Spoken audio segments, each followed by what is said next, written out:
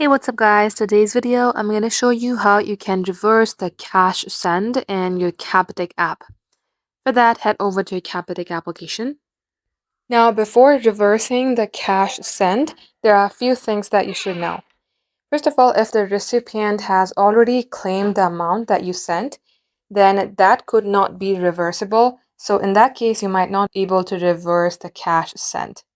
And if it has not been claimed yet, you can simply, get logged into your Capitec account first and then navigate to Transact. Under Transact, you will see Send Cash. So tap onto it and choose View History or Pending tab. After you do that, all you have to do is select the specific unredeemed voucher and tap on Cancel Voucher to have the funds immediately returned.